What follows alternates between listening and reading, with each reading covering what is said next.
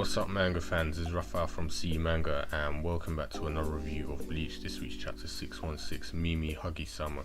Now, it's chapters like this that actually make me think, why is Bleach still so underrated and lowly ranked in the Shonen Jump rankings? Because this chapter was brilliant, and it's chapters like this that make me love Kubo's writing when he fleshes out a character, and also, gives us some info into their backstory, and he's found a way to resolve the apocalyptic scenario we had last week's chapter, because I was sitting there thinking what can actually be done to reverse this, and everyone was kind of coming to the same conclusion: a replacement for the Soul King, or a replacement, you might as well say, for the Soul King. And that's pretty much what Ukitake is doing. He is sacrificing himself right there and then, and it's so depressing because he's such a nice person, and he's always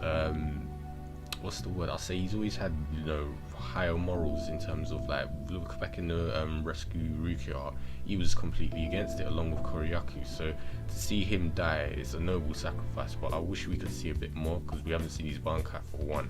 So that's one thing that's kind of making me hope that he might survive and we get to see it or something, but I think that's just wishful thinking at this point.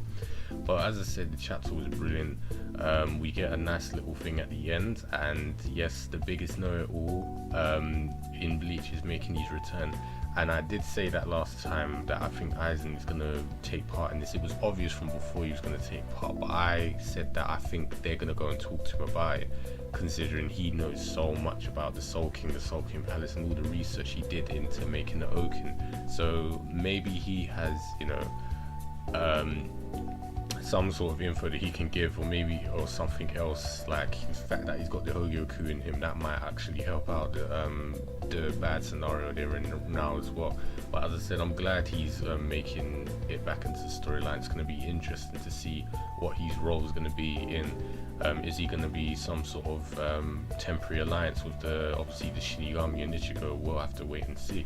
But speaking of Ichigo, it's kind of very interesting and dramatic the way Kubo dealt with him in this chapter. He's literally at the start being rendered useless at this point along with Orihime. Neither of them could do anything against Yu Habash, and he is laughing, saying there's nothing you can do. Orihime can't bring him back, Ichigo can't reverse anything in terms of undoing the mistake he made.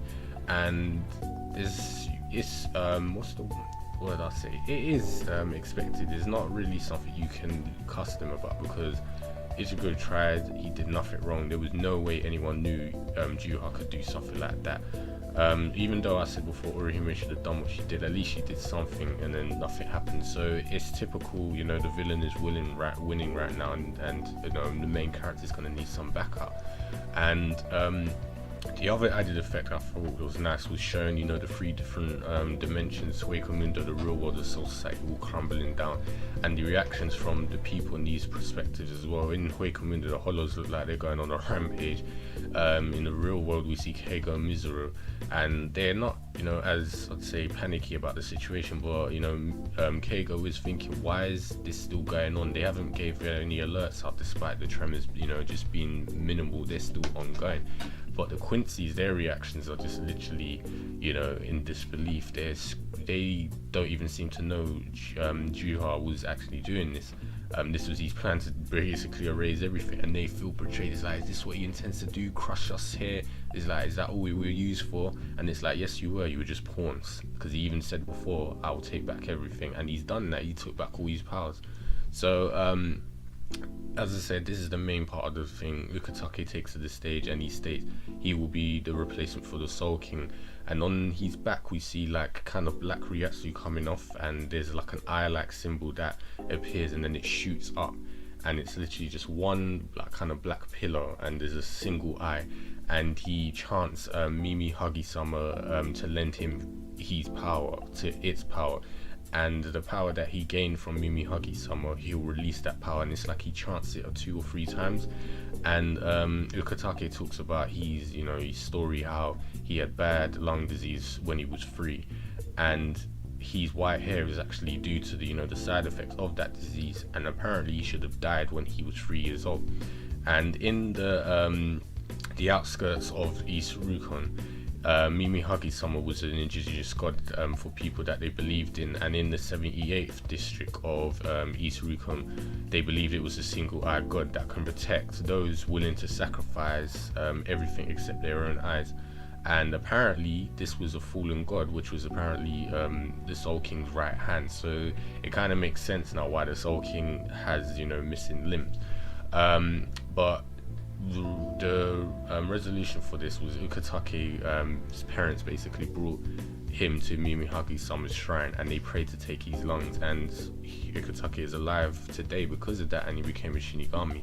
But really he was actually kind of living on borrowed time. You might as well say for the past hundreds of years he was kind of living, but not living comfortably, because we've seen him, he's always quite sick, coughing and everything, and it's Mimihagi-sama's power has been eating away at his lungs, and it will continue with his body. And this is what the Kamikake ritual is. Basically, it's like it's literally giving up everything.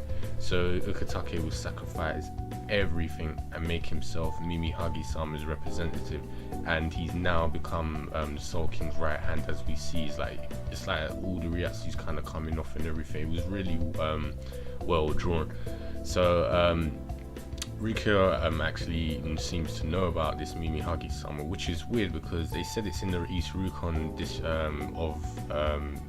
East Rukon guy of the 78th district, but she was in the south, so maybe it's something that was, you know, something that was widespread, because obviously she lived in Inzu, and the god was apparently worshipped in the East Rukon guy. So I don't know, maybe it's just something we shouldn't think too deeply about, but she knew about it, and she even questioned Ukitake, is that why you used Kamikake earlier, because you knew something like this would happen?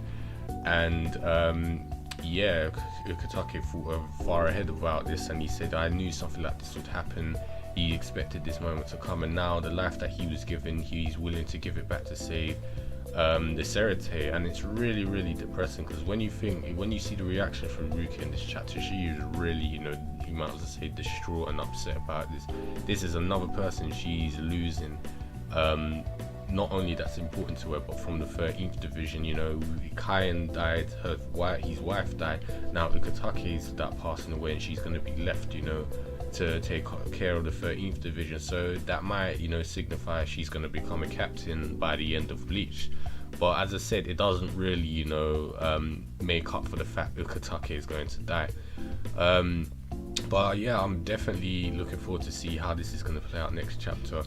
At the end, we have obviously Koryaku speaking to Aizen in the darkness, saying that Soul Society's ending and everything. So, you know, he's trying to appeal to him to most likely help out. But as I said, this chapter was enjoyable.